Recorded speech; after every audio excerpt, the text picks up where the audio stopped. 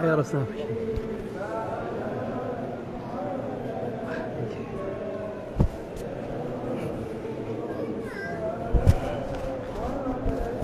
Minta ini aja pakai gituan boleh gak? Biar nggak usah megang tadi.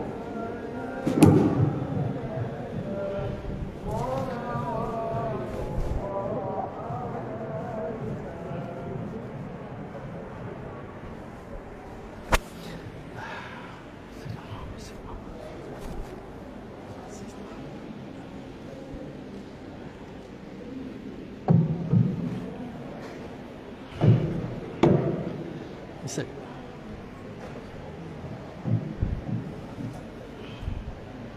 Kalau sulit sebelah sini nggak apa-apa. Bisa. Iya kan.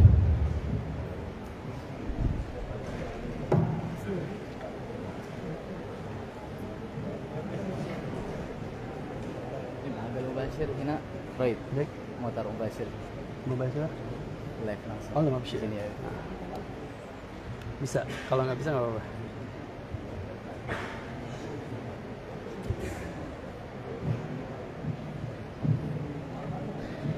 Asal nanti geser sedikit sini.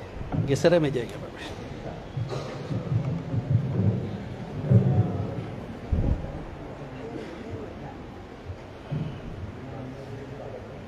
Bas, tamam.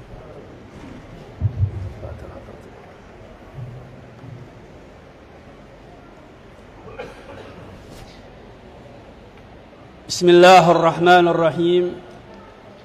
Assalamualaikum warahmatullahi wabarakatuh.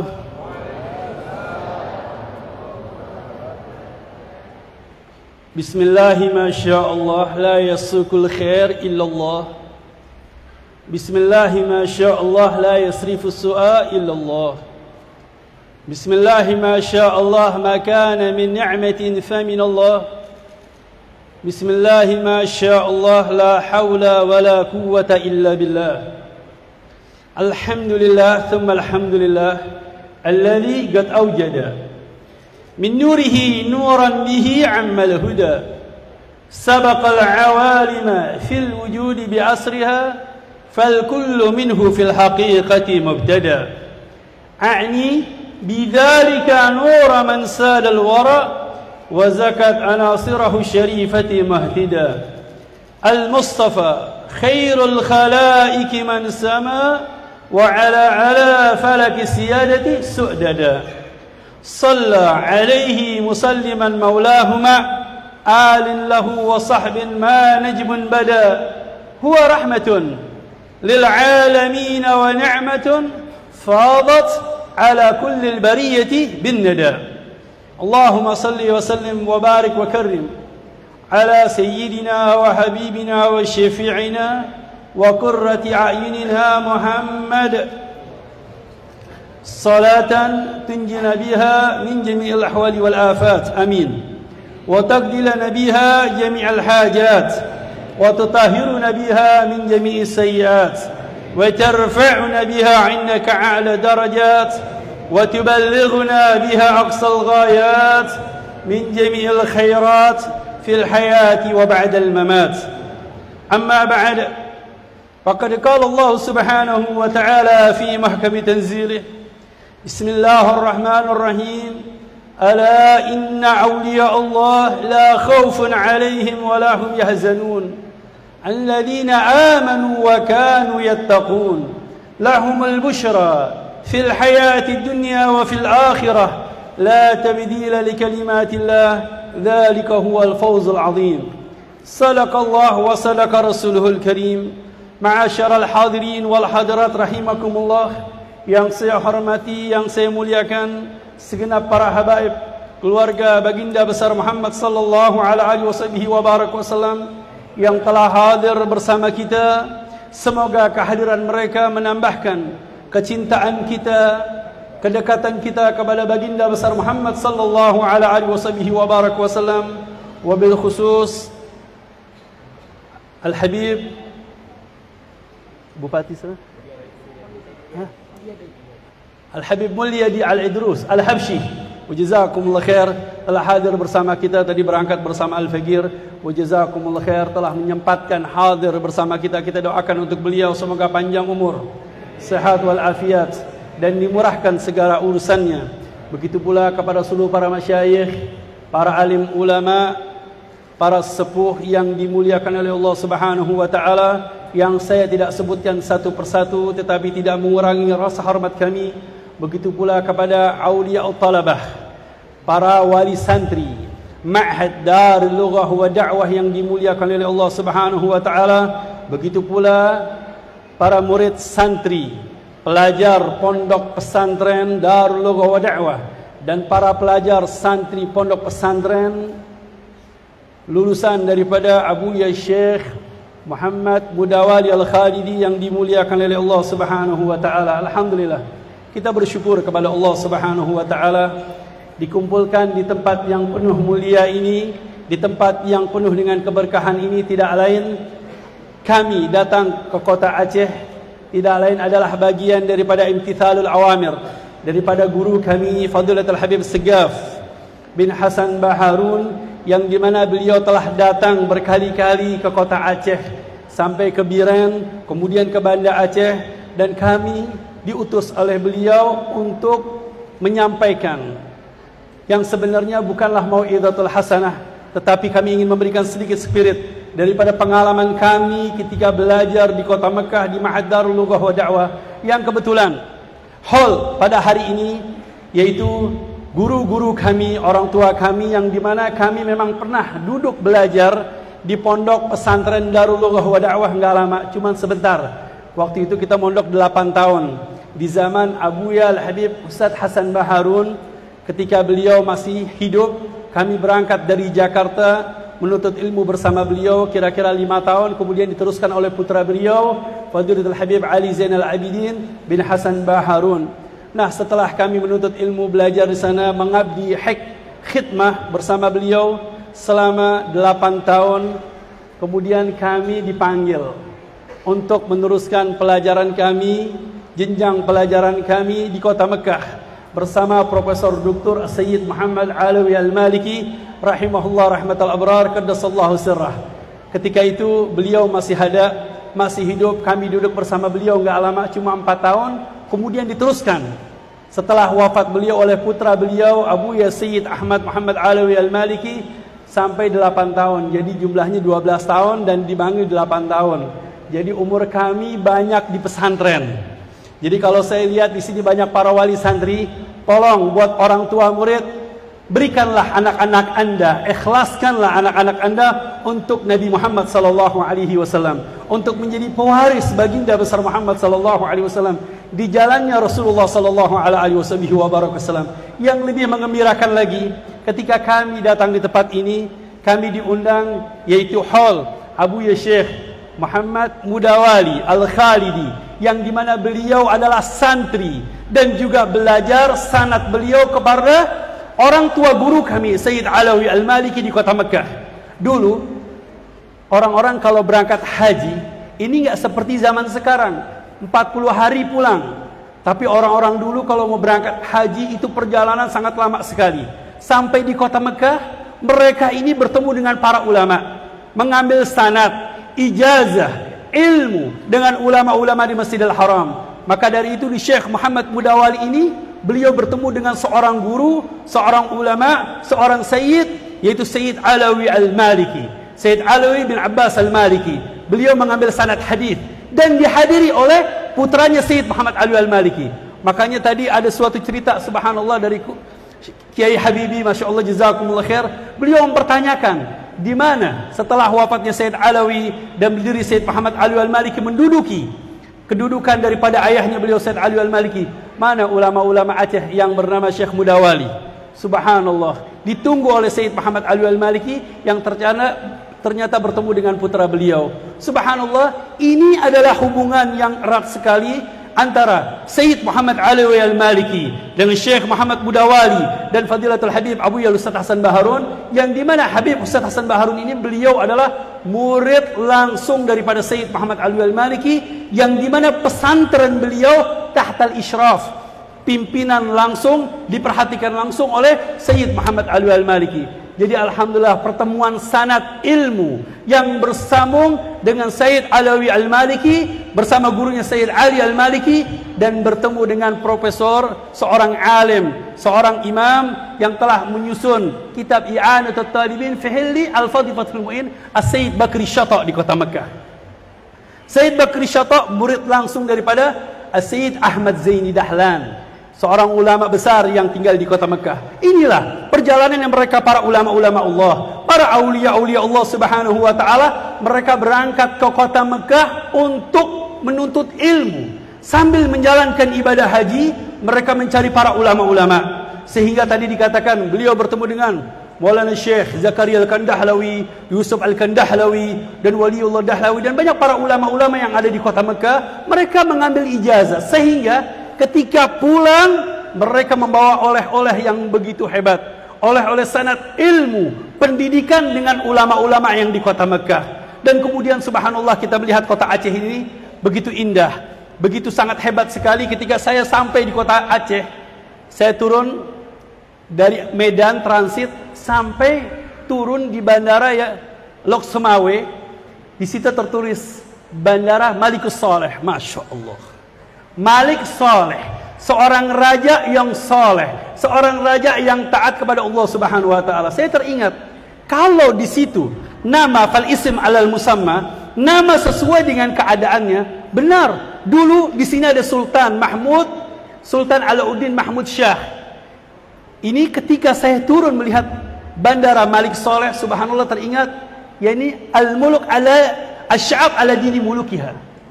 Masyarakat ini tergantung dengan bagaimana keagamaan pendidikan dari rajanya.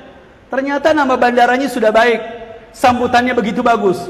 Kemudian kami masuk ziarah ke pemakaman Al-Habib Abdurrahman bin Alawi Al-Habsyi, yang dikenal dengan makam Buga. Makam Buga, Masya Allah. Setelah saya telusuri melihat sanad keilmuan beliau, beliau adalah seorang ulama dari kota Mekah. Beliau ulama dari kota Mekah yang mendapatkan utusan delegasi atas permintaan daripada Sultan Alauddin Mahmud Shah, yang dimana beliau meminta untuk dikirimkan delegasi ulama, yang dimana beliau ini punya hubungan erat dengan Ashraf kota Mekah. Mengirim surat, dikirimlah Al-Habib Abdurrahman bin Alawi Al-Habsyi. Beliau adalah seorang alim, seorang saleh, yang dimana Al-Habib Muhammad Al-Habib Abdurrahman ini, beliau ini di atas sahabatnya dengan kakeknya Al-Habib Ali. Al-Habib Ali Sahibul Simtud Durar, Al-Habib Ali bin Muhammad bin Husain. Hadal Habib Husain bersama Al-Habib Muhammad tinggal di kota Mekah.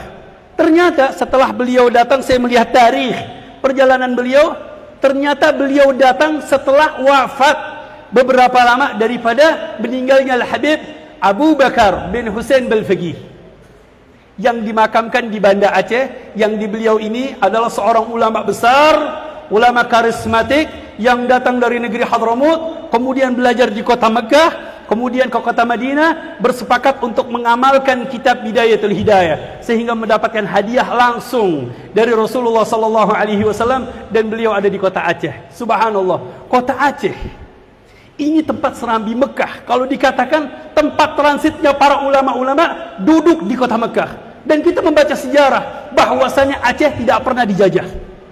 Makanya para ulama-ulama dari Hadramut, ulama-ulama dari Mekah, ulama-ulama dari India, semua mereka datang ke kota Aceh, diterima oleh mereka para sultan dari kerajaan-kerajaan Islam.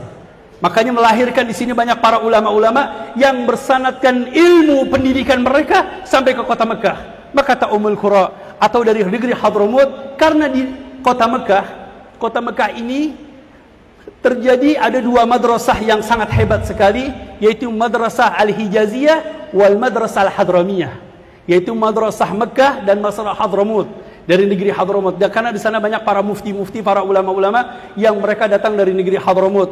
Nah, di antaranya lahirlah guru kami Sayyid Muhammad Alwi Al-Maliki. Beliau adalah putra daripada Sayyid Alwi Al-Maliki, yang dimana Syekh Muhammad Mudawali Al-Khalidi ini pernah duduk, belajar, menimba ilmu dan menghafal hadis di hadapan Sayyid Ali Al-Maliki dan dihadiri oleh Sayyid Muhammad Ali Al-Maliki. Jadi alhamdulillah, katanya orang Mekah, wafaqa syanun tabaqah. Kebetulan semuanya adalah guru-guru kami. Sanad ilmu kami bersambung kepada mereka, alhamdulillah. Ini rasa syukur kami untuk bisa menghadiri tempat ini adalah syaraf, suatu kemuliaan bagi kami untuk menghadiri daripada hall Sayyidina Al-Imam Sayyid Muhammad Ali Al-Maliki dan Abuya Syekh Muhammad Mudawali Al-Khalidi dan guru kami Fadilatul Habib Al-Ustaz Hasan bin Ahmad Baharun. Ini alhamdulillah rasa syukur kami. Dan yang lebih-lebih lagi, kami melihat masyarakat Aceh setelah turun, subhanallah, kami diajak makan sate. Allah. Ini sate berbeda dengan sate yang ada di Jawa. Subhanallah. Ketika kami makan, melihat pemandangan yang begitu hebat. Ini pasar. Pasar. Tetapi saya tidak pernah melihat satu orang pun, anak-anak atau orang dewasa yang tidak pakai jilbab. Semuanya menggunakan jilbab. Semuanya menggunakan hijab. Alhamdulillah, menunjukkan keislamian daripada kota Aceh. Saya doakan, mudah-mudahan Aceh tidak ada mall. Amin. Ayah, mudah-mudahan nggak ada mall. Karena kalau sudah ada mall, subhanallah, maaf Pak Bupati, Wakil Bupati, ini karena untuk menjaga kelestarian, keagamaan anak-anak putra-putri bangsa Aceh, negeri Aceh, yang semoga mereka akan tumbuh menjadi orang-orang yang soleh, orang-orang yang taat kepada Allah Subhanahu wa Ta'ala. Yang alhamdulillah kita sudah melihat pemandangan yang begitu indah dari putra-putri Aceh. Lihat tolabah yang mondok di pesantren Darul Lughah wa Da'wah dan para wali santri yang alhamdulillah mereka ikut andil hadir, sehingga tadi disampaikan oleh wali santri, kami bangga bahwasannya mereka dapat mengumpulkan uang 60 juta. Mereka santri, mereka murid. Dari mana mereka mendapatkan uang tersebut? Tidak lain karena himmah, keinginan mereka untuk mengambil keberkahan daripada para ulama-ulama, dari para guru-guru. Inilah mereka, para guru-guru kita, para ulama-ulama kita, yang sanad ilmu kita bersambung kepada mereka. Ini adalah suatu syukur kita kepada Allah Subhanahu wa Ta'ala, yang bersambung dari guru ke guru, dari ustadz ke ustadz, dari syekh ke syekh, sampai kepada baginda besar Muhammad sallallahu alaihi wasallam. Teringat ketika kami belajar di Darul Lughah wa Da'wah, kami ditinggal wafat oleh orang tua kami, ayah kami, ketika kami umur 15 tahun. Dan kemudian adik-adik saya bawa semua ke pondok pesantren Darul Lughah wa Da'wah untuk belajar. 5 adik saya semuanya belajar di Bangil. Semuanya di Darul Lughah wa Da'wah. Saya sampaikan kepada mereka, Allah warathat Nabi Muhammad sallallahu alaihi wasallam. Perhatikan warisannya Nabi Muhammad. Ingat dengan warisannya Nabi Muhammad. Ambil warisannya Nabi Muhammad sallallahu alaihi wasallam agar Anda termasuk daripada zumratul ulama, dari bagian para ulama-ulamanya Nabi Muhammad. Karena warathat Nabi Muhammad sallallahu alaihi wasallam ini bisa didapatkan oleh siapapun.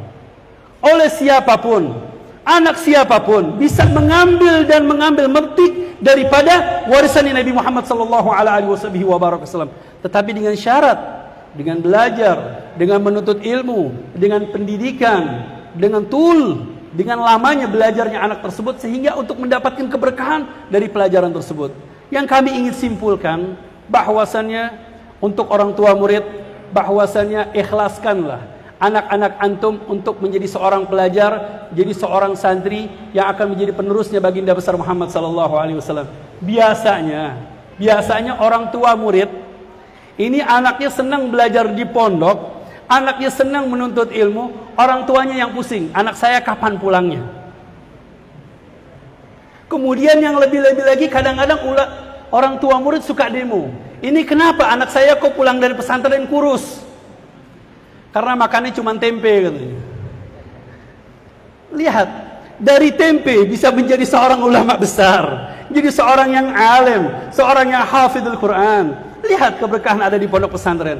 Nah, di sini kami bisa menyimpulkan bagaimana para ulama-ulama Allah Subhanahu wa Ta'ala, ternyata mereka para ulama-ulama Allah, mereka juga adalah para aulia-aulia Allah. Ini yang kita hauli mereka. Saya menyaksikan mereka, dan saya juga bisa menyaksikan bagaimana metode pendidikan dari beliau Syekh Muhammad Mudawali, seorang pendidik, seorang ustadz, seorang syekh, sampai dikatakan beliau menjadi bapak pendidikan, guru, syekh. Ternyata mereka ini semuanya mengambil metode yang langsung pendidikannya dari Nabi Muhammad sallallahu alaihi wasallam. Bagaimana pendidikannya Nabi Muhammad? Allah Subhanahu wa taala menyatakan di dalam ayat suci Al-Qur'an yang dimana mereka para sahabat Nabi Muhammad melihat langsung dengan Nabi Muhammad, memandang langsung Nabi Muhammad, melihat, mereka menyaksikan sabdanya Nabi Muhammad, perbuatan Nabi Muhammad, keputusan Nabi Muhammad, akhlak dan budi pekertinya Nabi Muhammad, sehingga orang-orang yang hidup di zaman Nabi Muhammad disampaikan di dalam ayat suci Al-Quran, laqad kana lakum fi rasulillahi uswatun hasanah. Telah ada pada diri Nabi Muhammad SAW suri tauladan. Ini yang diserap oleh mereka para sahabat Nabi Muhammad, memandang Nabi Muhammad SAW, sehingga lahirlah dari madrasahnya Rasulullah SAW mereka para sahabat-sahabat Nabi yang berpencar ke seluruh penjuru dunia, sehingga mereka menjadi seorang pendidik, menjadi ulama-ulama Allah Subhanahu wa taala di seluruh penjuru dunia, dan sehingga menjadi seorang pelajar. Banyak pelajar-pelajar yang belajar dengan para sahabat Nabi Muhammad, ternyata mereka bukan dari golongan bangsawan, mereka bukan dari golongan para orang-orang besar, dari keturunan orang-orang mulia, bahkan dari golongan mawali, mereka para budak. Di antaranya Imam Al-Mujahid. Ada seorang imam yang bernama Imam Al-Mujahid. Diceritakan seorang khalifah Harun Ar-Rasyid punya anak namanya Amin wal Ma'mun. Diutus Amin wal Ma'mun untuk berangkat ke kota Mekah, belajar menuntut ilmu dengan Al-Imam Al-Mujahid. Berangkat ke kota Mekah. Sampai di kota Mekah melihat Al-Imam Al-Mujahid, orangnya hitam, kemudian nggak tinggi, biasa-biasa aja. Karena beliau adalah seorang budak yang dibebaskan oleh gurunya Sayyidina Abdullah bin Abbas. Setiap riwayat yang ada pada Sayyidina Abdullah bin Abbas dan Sayyidina Abdullah bin Umar melalui Imam Al-Mujahid.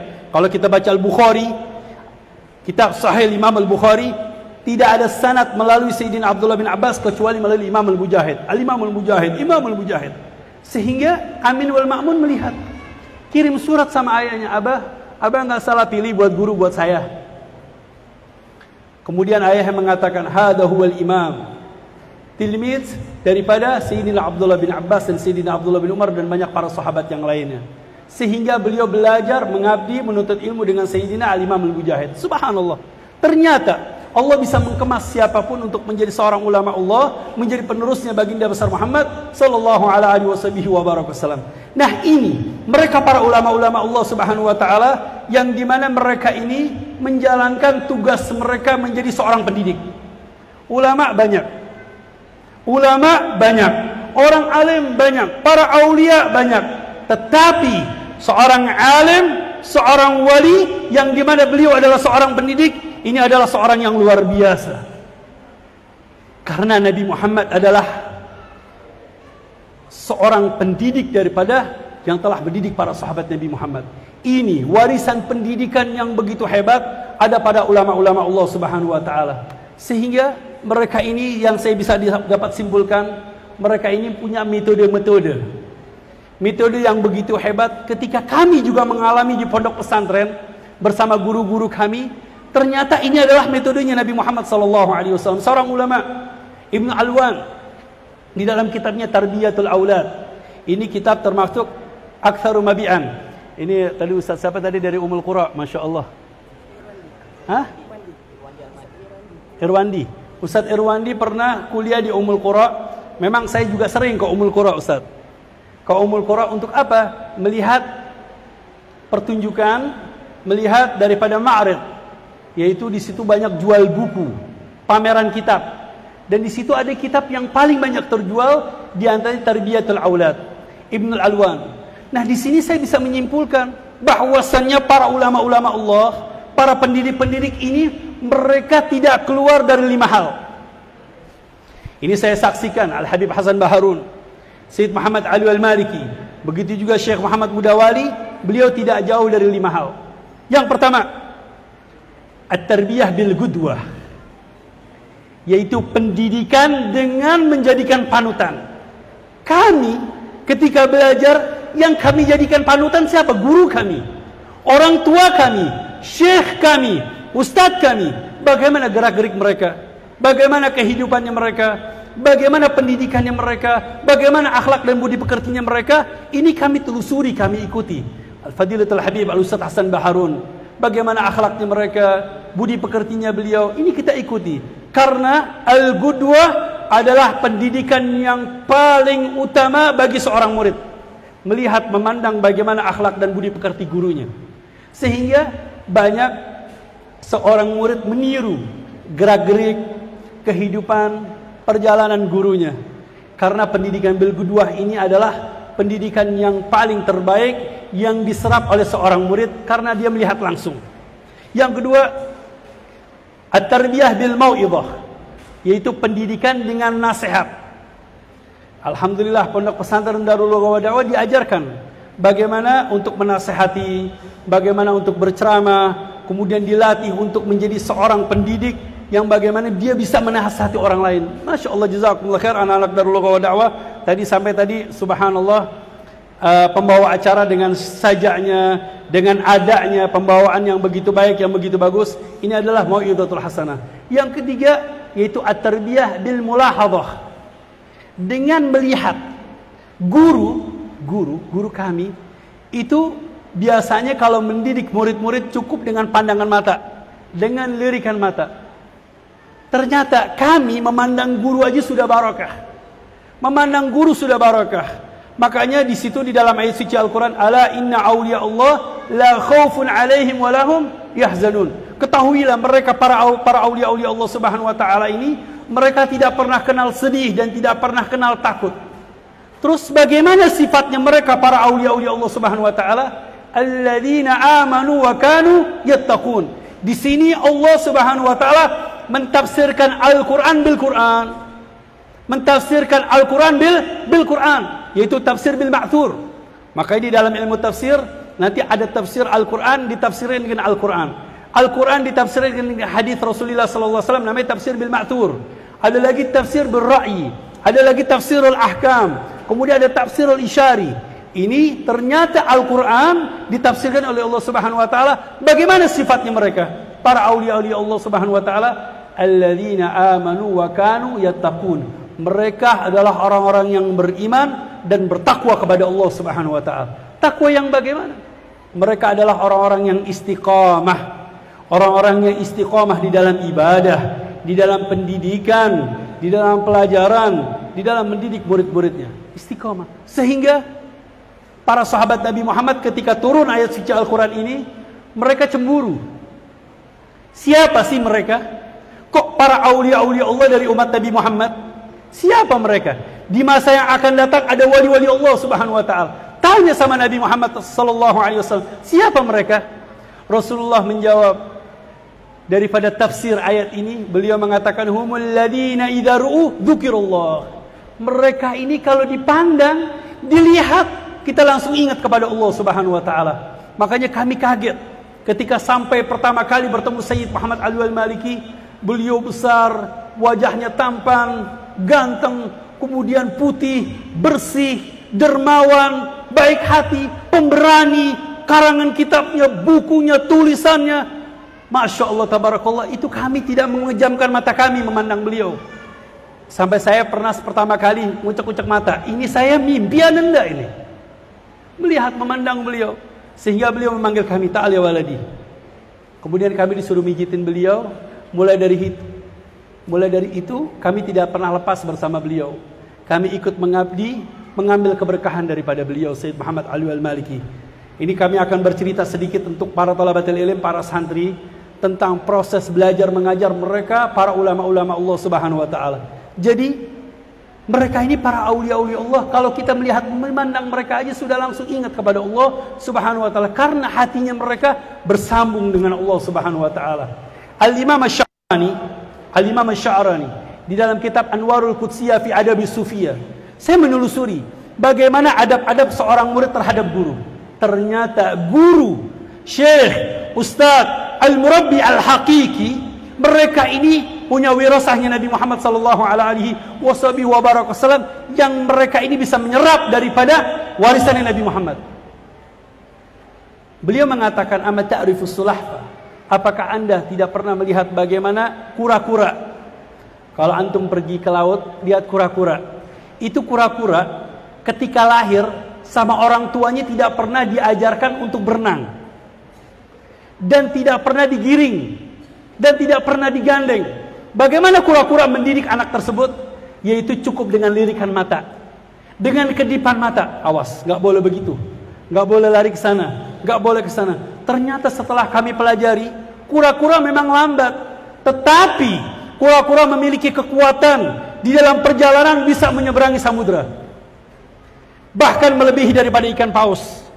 Lihat kura-kura.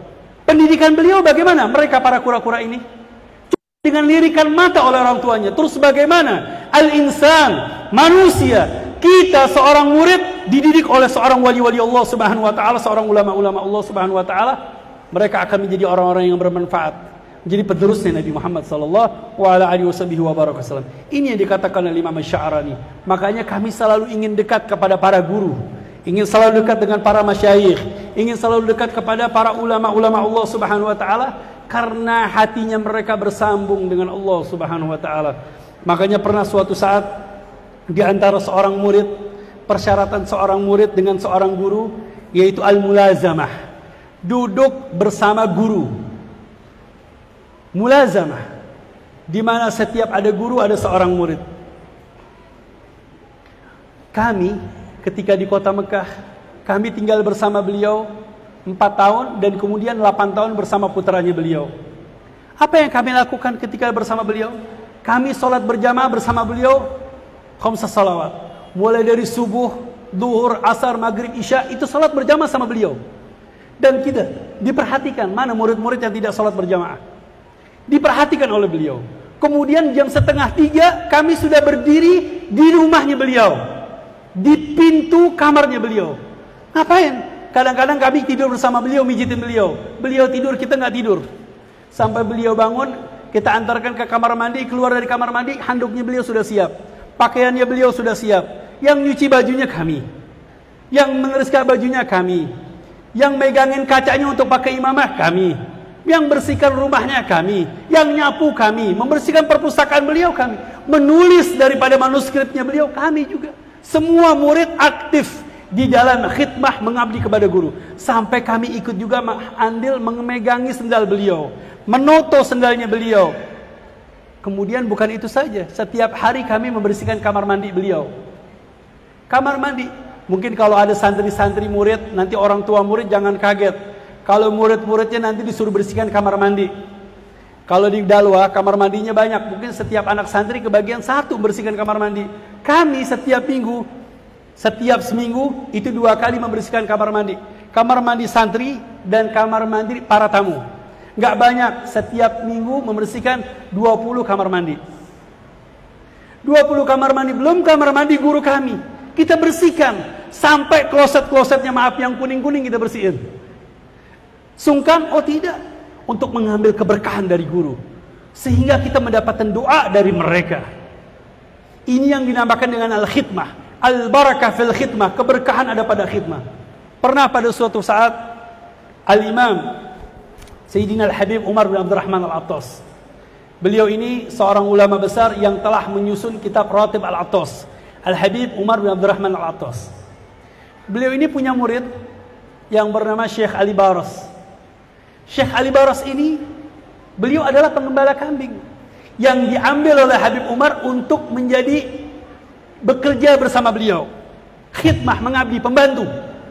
Tiap hari mijitin Habib, tiap hari bersihkan kamar mandi, tiap hari mengisi kulahnya Habib Umar, kemudian mengisi kulahnya murid-muridnya Habib Umar. Dan pernah pada suatu saat dengan keyakinannya beliau terhadap guru, terhadap Al-Habib Umar, ketika duduk di hadapan murid-muridnya, datang Nabiullah Khidir.